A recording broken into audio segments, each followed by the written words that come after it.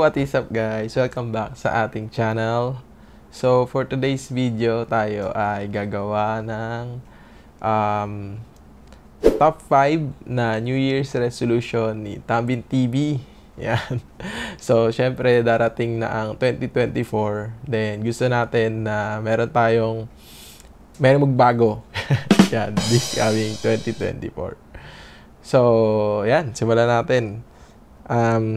And also, ito na nga pala, most likely, ito na yung magiging last video natin for 2023. Yan. So, simulan natin with number 1 ng aking top 5 resolution is sa health. Yan. So, sa health.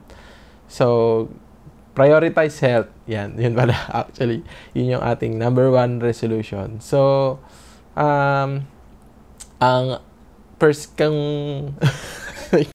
So, yung ating resolution number 1 is health, more concern kasi yan, ang reason natin is most of the time, Tambin TV ay nagdi-delay ng mga bagay-bagay when it comes to health. So, isang example is yung sa ipin ko. Yan. So, kung naalala nyo, last year nga ba, last vlog is yung sa wisdom tooth ko. Actually, matagal na yon. Then, na-delay na siya, na-delay. And, kapag yung kasi wisdom tooth, 'di ba, impacted siya. So may katabi 'yon. Dahil na-delay natin yung yung pagpapabunot sa wisdom tooth na impacted.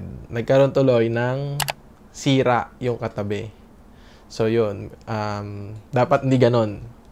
Yun ang ating resolution. Huwag tayo mag-delay ng mga bagay-bagay when it comes to health, 'di ba? Dahil mas malala and of course, mas magastos pagka marami ng issue. Yan.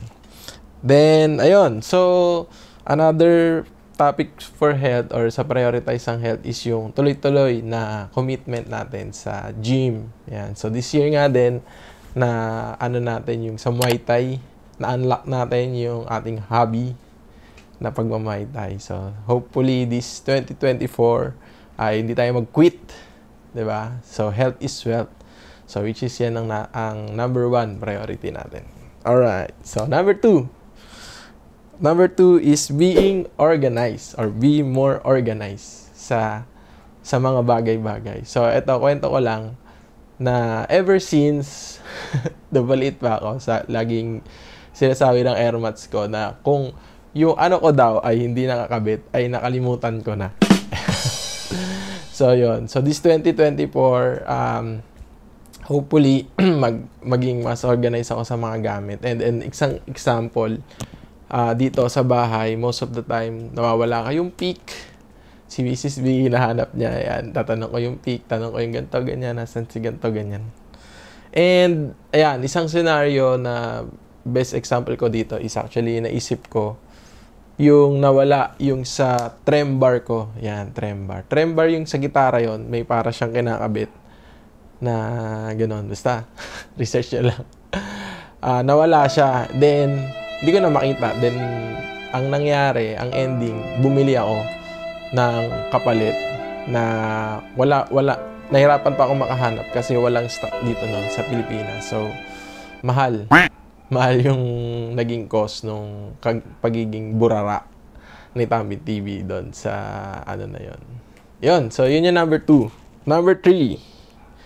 Number 3 is priority ng sarili. So, priority ng sarili in a sense na marami kasi tayong ganito kasi, yung decision making ni Tambin TV pagdating sa self is medyo nasa low.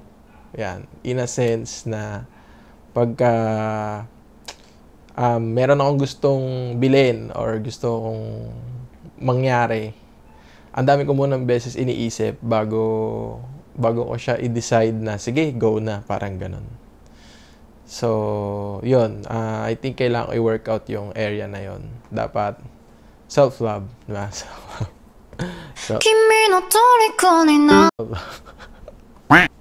for 2024. Yun. Next is number 4.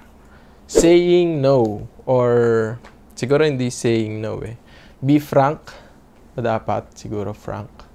So, ito naman, yung scenario ko dito is, or bakit ko siya nakikita na dati workout sa 2024 is, usually, kapag merong bagay na, let's say, inaalok sa akin, hindi ako agad makatangge right away.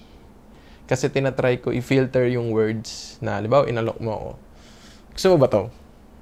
Parang, minsan sasabihin ko, sige, okay lang. What is that? Pero, though hindi naman ako nag-a-agree dun sa parang argument na alam ko sa sarili ko na hindi ko siya gagawin, pero hindi ko siya agad ma-deliver. Parang siguro kino-compose ko pa yung words sa sarili ko na rather than sabihin ko na lang na ayaw ko. Or halimbawa, uutang ka sa akin. Tapos wala, ayaw kita pautangin. May sasabihin mo na ako rather than sabihin ko agad no. So yun, gets nyo ba yun? Yan. Hindi ko alam kung ako lang nag-i-struggle sa ganun. Pero, comment down below. Alright. So, number 5. So, number 5 natin is more vlogs. Yan. More vlogs or more guitar covers. So, yun. Dahil nga, vlogger tayo, di ba? So, wish ko for 2024 or New Year's resolution is sana marami tayong mga vlogs, adventures na ma-unlock for this coming year, 'di ba? So, ayun, send then more guitar covers. Then ito naman talaga yung purpose ng Tambin TV is to document yung ating mga ganap sa buhay. Yan. And ayun, looking forward sa 2024 sa inyo din na viewers, I think. As of today, alam ko nasa 245. Ay, wala na dito sa cellphone ko. 245 na yata. 245 ba? Yung subscriber ni Tambin TV. So, yun. Sana madagdagan. Subscribe na kayo. And, ayun. Wishing to all my subscribers, viewers, yan, sa mga bashers. So, salamat sa panonood ng Tambin TV. And, ayun. Hopefully, magkaroon kayo ng prosperous year. This coming 2024, may all goes well with you. 'Di ba? So, ayun. So, salamat sa panonood ng Tambin TV. Happy New Year, guys! Bye-bye!